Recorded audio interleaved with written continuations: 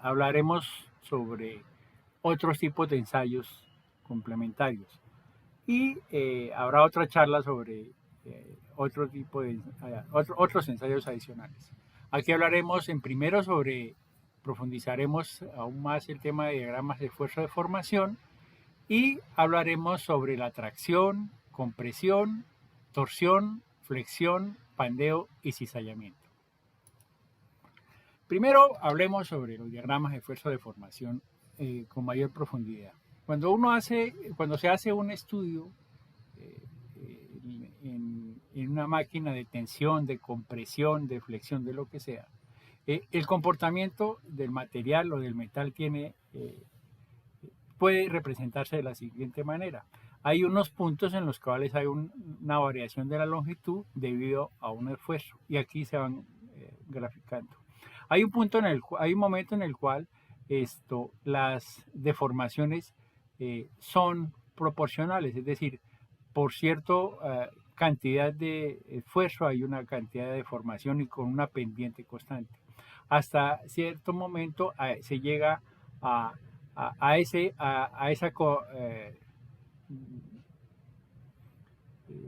se mantiene esa correspondencia. Luego empieza a haber distintos comportamientos, normalmente más deformación con una misma cantidad de esfuerzo o aún con mínimo esfuerzo. Entonces en esta zona hay unas zonas proporcionales entre la tensión y la deformación, ese comportamiento es lineal y de aquí hacia allá hay más deformaciones con un mismo esfuerzo. Y en algunos casos la deformación es mayor después de que se ha pasado el límite del esfuerzo máximo sin esfuerzo o con menos esfuerzo del que se requería. En términos generales conocemos que hay una deformación elástica hasta cierto punto. Esa deformación elástica se mide por una pendiente que es el módulo de Young. Luego hay una zona de fluencia donde hay deformación con poca o aún con menos esfuerzo del que se requería inicialmente. Y luego viene una deformación más radical, en la cual hay una deformación unitaria mayor con un esfuerzo menor. Esa proporcionalidad se pierde. Podemos hablar de que hay una zona de deformación elástica hasta donde termina el límite elástico, hasta donde se define esa proporcionalidad, y luego hay una deformación plástica. Aquí hay un punto donde está el esfuerzo de fractura. Y en general toda la zona se llama una zona o una condición elastoplástica, combinando los dos, uniendo los dos comportamientos. Hablemos de un término que es la resistencia a la cedencia. La resistencia a la cedencia se determina básicamente porque hay un límite elástico y hay un límite de proporcionalidad. Normalmente son muy cercanos, pero esa cercanía se ve afectada, o la precisión de esa cercanía, o de cuán cerca o cuán exacta es esa medición, pues depende mucho de los equipos que se haga, o la que se haga. Entonces, se ha definido que luego de que esto matemáticamente es muy evidente, cuando se termina la proporcionalidad, en este punto se termina la proporcionalidad. ¿Qué se hace? Acordémonos que esto es deformación dividido por la longitud inicial. Entonces, normalmente esto da en valores de 10 a la menos 4, 10 a la menos 5, 10 a la menos 6. Depende del tipo de material y depende de la escala, obviamente. Entonces, lo que se hace, uno dividido sobre otro dan valores de ese término. Lo que se hace es que a un 2% de ese desplazamiento, es decir, el equivalente a 0.002, esto es el 2% no, perdón, 0.2% de ese desplazamiento. Se traza una línea paralela. Esa línea paralela con la misma pendiente de la pendiente que tiene el módulo de Young. Y se determina ese punto. Ese punto nos da un esfuerzo. Acordemos que todos estos son datos experimentales. Pero de aquí, desde donde termina la correspondencia en la parte elástica, esa proporcionalidad, de aquí en adelante, esto tiene distintos comportamientos. Para intentar obviar, o más decir, es decir, darle un manejo de mayor precisión, como lo veremos, se determina ese nuevo punto. Ese nuevo punto nos da una cantidad de esfuerzo determinada experimentalmente. Ese punto se llama la resistencia a la excedencia. Aquí está la pendiente, el módulo de Young, aquí está el límite de proporcionalidad, esta es la línea con un 0.2% a partir del punto 00, donde no hay esfuerzo ni hay deformación, y donde la variable deformación intersecte a la curva del esfuerzo, a la curva, entonces se determina ese esfuerzo, y ese esfuerzo es el que se llama resistencia a la excedencia. Eso está tabulado. Esa resistencia a la excedencia depende del tipo de material, depende de la composición, etc.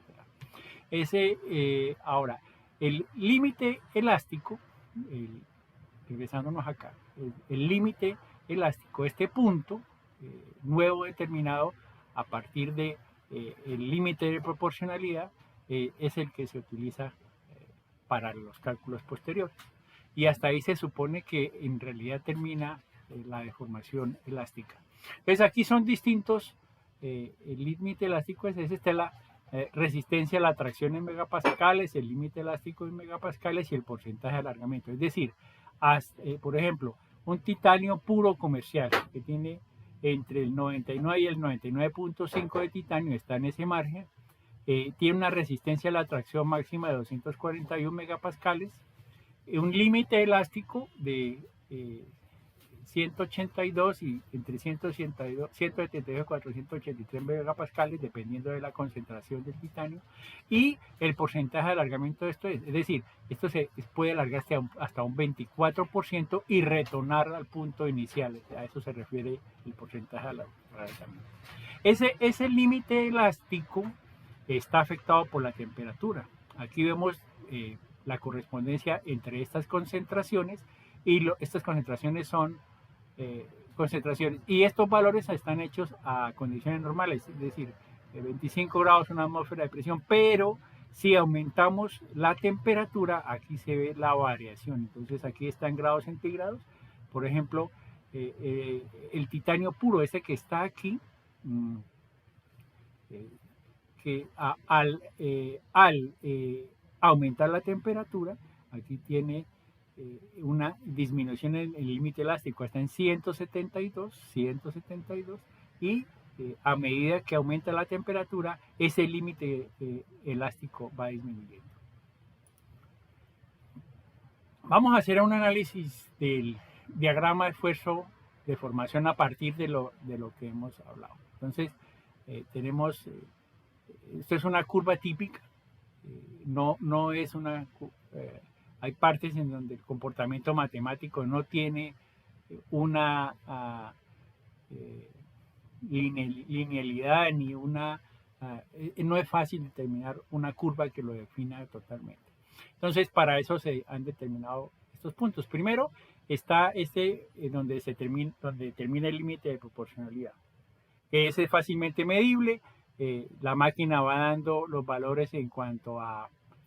el equipo va dando valores en cuanto a deformación y desplazamiento. Entonces, cuando se termina esa proporcionalidad, en ese punto es el límite de proporcionalidad. Luego, conocemos el módulo de elasticidad, es una razón matemática hallada por la pendiente.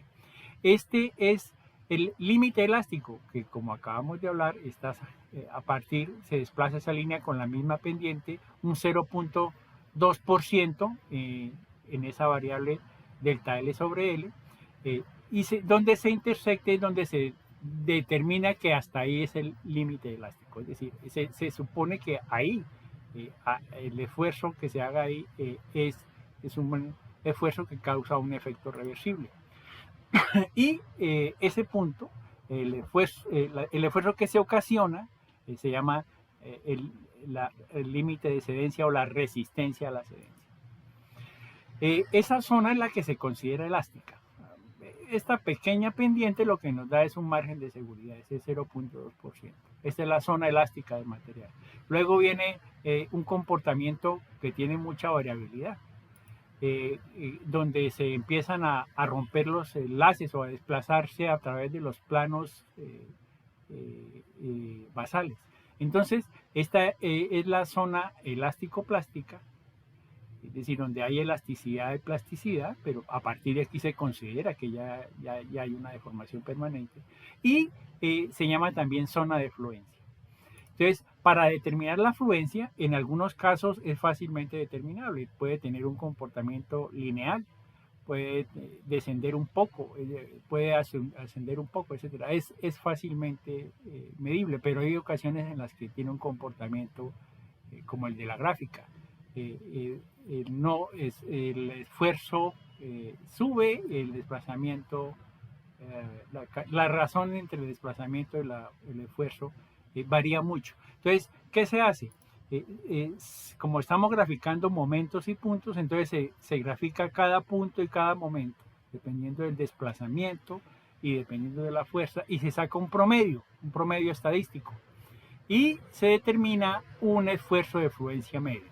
Entonces, aquí lo que se hace es que ya se determina una zona elástica donde inicia en el punto cero, donde termina, que se llama el límite elástico, y donde termina, donde está la resistencia a la cedencia. Luego vendrá un comportamiento de fluencia que se determina estadísticamente como la media de esos posibles desplazamientos donde no hay un comportamiento predecible. De ahí en adelante se puede determinar matemáticamente algún tipo de curva. Entonces, hasta que se llega a un punto donde el material soporta la carga máxima, que se llama resistencia máxima o esfuerzo máximo. Se causa una deformación que en este caso no es relevante su valor. Bueno, es relevante en la parte experimental, pero no tiene un nombre definido. Entonces, en esta zona es donde, debido a esa deformación plástica, los materiales normalmente aumentan su dureza superficial. Entonces, esa es la zona de endurecimiento debido a la deformación del metal o del material en términos generales. Luego, de ahí en adelante, lo que se sucede es que hay una disminución en el esfuerzo hasta que hay la rotura. Aquí, esto se sucede cuando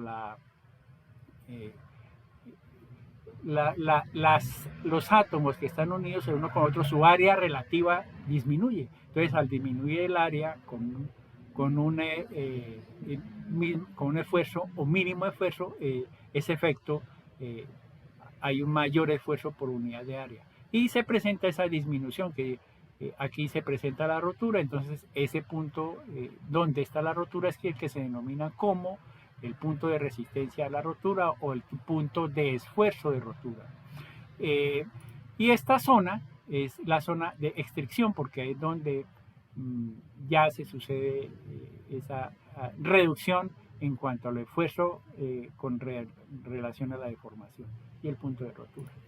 Y la zona plástica, netamente plástica, se considera desde este punto hasta este punto. Entonces, ya podemos definir tres zonas: la zona elástica, la zona de fluencia debido a esa media estadística y la zona totalmente plástica. Hay distintos comportamientos tipo. Esto es el comportamiento de un metal. Hay una deformación elástica, después viene una deformación plástica hasta el punto de rotura. Un termoplástico cuando la temperatura está por debajo de la temperatura de transformación, es decir, todos los materiales termoplásticos se deforman con la temperatura, hay una deformación permanente. Cuando esa temperatura es por debajo de esa deformación, tienen un comportamiento de este tipo, es decir, el desplazamiento y el esfuerzo no son lineales, son totalmente, no hay una relación lineal. Y si estamos hablando de un elastómero, es decir, un caucho, algo que retorna muy fácilmente, no hay zona plástica, todo es una zona elástica, pero esa zona elástica tiene este comportamiento y eh, llega al punto de rotura. Si yo suspendo el esfuerzo en cualquier momento, él regresa hasta su punto original. Y los cerámicos, vidrios, concreto, etcétera, diamantes, todos esos no tienen, o su zona elástica es mínima, su zona plástica, perdón. Normalmente, o cero. Son materiales frágiles en los cuales solamente hay deformación elástica y su módulo de ion es alto porque la pendiente es bastante pronunciada. Aquí tenemos algunos tipos típicos de, obviamente esto cambia dependiendo del comportamiento, pero son comportamientos generales. Tenemos 3 materiales de madera, en el cual hay una enorme deformación con un mínimo esfuerzo. Aquí se supone que es algún tipo de esfuerzo de flexión. El vidrio no tiene deformación plástica, sino pasa de la deformación elástica a la rotura. Y el acero, que es un metal elástico, en términos generales, pongamos un acero de bajo contenido de carbono, tiene una deformación elástica, el área de fluencia y luego la deformación plástica hasta el punto de rotura. Son 3 tipos de comportamiento distintos. Aquí tenemos acero y aluminio. También podemos hablar de rigidez asociada a la deformación elástica. El acero, esto debe ser un acero, bueno, aquí está solamente graficada la zona elástica. Entonces aquí, como este acero necesita una mayor fuerza para, para tener el mismo tipo de formación, por ejemplo aquí tiene esa relación de delta L sobre L es 1 milésima, entonces en el aluminio se da con 10.000 psi, mientras que con este tipo de acero se da con 30.000. Es decir, se necesita muchísimo más esfuerzo para la misma deformación. Las unidades de esfuerzo normalmente se dan en fuerza en presión, fuerza por unidad de área. En ingeniería usamos normalmente todas estas, menos el KSI no es un sistema de medición que se utiliza, pero bueno, aquí están todas las variables en sistema internacional y en sistema americano. La deformación y el esfuerzo se ven afectados por la temperatura. Este es el caso de un polímero, el polimetilmetacrilato. A menos 40 grados es muy frágil, a 68 grados tiene ese comportamiento, a 140 grados, es decir, en cuanto yo voy aumentando la temperatura se va tornando un material más maleable, más dúctil, es mucho más fácil su deformación plástica. Y los puntos de rotura también van cambiando. Entonces aquí obviamente un polímero que es muchísimo más sensible a la temperatura, si apenas con una temperatura de 100 grados centígrados la deformación cambia radicalmente. Aquí tenemos para un metal hierro, algún tipo de hierro en particular, a menos 200, menos 100 grados y a 25 grados centígrados. Entonces esta deformación se ve, aquí hay una zona elástica que no cambia mucho, pero la zona plástica, su plasticidad sí cambia mucho en cuanto a la variación de temperatura. La zona elástica, la variación es mínima, pero también aumenta esa zona de resistencia. Entre menor temperatura se necesita mucho mayor esfuerzo para una deformación. Empieza la deformación permanente empieza se requiere un mayor esfuerzo en el caso de este tipo de hierro. Aquí tenemos algunos valores en tracción, en megapascales y en elongación, porcentaje de la elongación que se sucede. Por ejemplo, para caucho, podemos ese tipo de caucho hasta 600. Nuevamente, estos son valores de referencia, hay que ver qué tipo de caucho es, qué composición tiene, etc. Pero su elongación en un ensayo de tracción puede llegar hasta el 600%. Mientras que un cerámico o un cristal, cualquiera, no tiene elongación. Aquí tenemos para algunos metales también medidas de referencia, densidad, módulo de elasticidad, límite elástico y la resistencia a la rotura en megapascales. Datos que ya conocemos de acuerdo al gráfico de esfuerzo de formación. Y aquí tenemos para otros tipos de materiales, aquí hay de metales, no metales. Estas iniciales corresponden a fibra de vidrio reforzada con plástico y este es el polimetilmetacrilato que hablamos en principio. De resto pues son aleaciones y compuestos que conocemos en ingeniería. Está el límite elástico y la carga de rotura que se requiere. Aquí vemos un ensayo de compresión. Observemos el comportamiento de la... Aquí hay unas fuerzas que van comprimiendo el material. Miremos el comportamiento que tiene esa probeta. Ahí se está viendo que hay un desplazamiento, hay un abombamiento sí en el centro, pero adicionalmente hay una inclinación de la probeta. Eso es posible porque tiene un grado de libertad hacia los lados estos. Aquí se evidencia que hay unos planos basales y que esos planos basales ocasionan el desplazamiento del material en general. Entonces, los átomos van variando. Entonces, algún tipo de acero, por su alta tenacidad, soporta una enorme presión.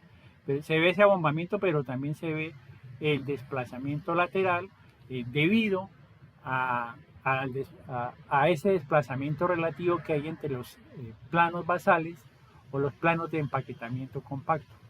Podría uno de antemano saber o asumir que tiene un tipo de estructura seguramente centrada en las caras. Seguramente es un acero de tipo austenítico.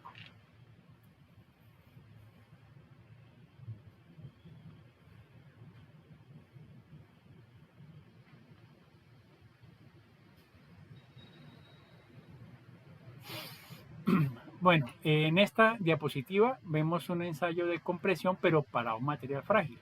Esto es una probeta de algún cerámico. Ahí se ve que la fractura es inmediata, es decir, la deformación elástica es mínima. Esa compresión que hay es mínima. Sin embargo, se necesita una enorme presión, una presión relativamente alta. Esto es un ensayo de compresión para un material cerámico. Aquí tenemos resistencia a la compresión en kilogramos por milímetro cuadrado para algunos tipos de acero. Interesante aquí ver que entre mayor sea el contenido de acero, la resistencia mecánica a la compresión va aumentando importante. Y con variaciones de apenas 0.1 décimas de porcentaje de carbono. De todas maneras, estos son carbonos de bajo contenido de carbono, pero aceros con bajo contenido de carbono, pero ahí se puede ver la diferencia que hay. La torsión, entonces cuando estamos hablando de torsión, el desplazamiento no lo medimos longitudinalmente, sino lo medimos radialmente. Normalmente se mide en radianes, entonces el desplazamiento se toma con estos ángulos y el esfuerzo es idéntico el tratamiento, pero las unidades son radiales. Lo que nos da es deformación de este tipo. Esto es una simulación de cómo es un esfuerzo de torsión y el comportamiento que tiene la probeta. Bueno, es un material con alta deformabilidad plástica, pero para mostrar el comportamiento es bastante interesante. Hay una máquina de torsión. Las máquinas de torsión normalmente tienen un extremo fijo y este caso es este. Aquí hay un extremo que gira. Esta torsión puede ser en un solo sentido o puede ir y volver. La máquina permite hacer, por ejemplo, pruebas de fatiga, y adicionalmente tiene una bobina de inducción, que esa bobina de inducción lo que produce es calentamiento para simular distintas temperaturas y ver cómo es el comportamiento de la probeta. Esta es la muestra que se tiene, sujeta por ambos extremos, y obviamente la reducción en el centro para facilitar la falla, la fractura y el comportamiento en esa zona. estas probetas están todas normalizadas de acuerdo a criterios internacionales.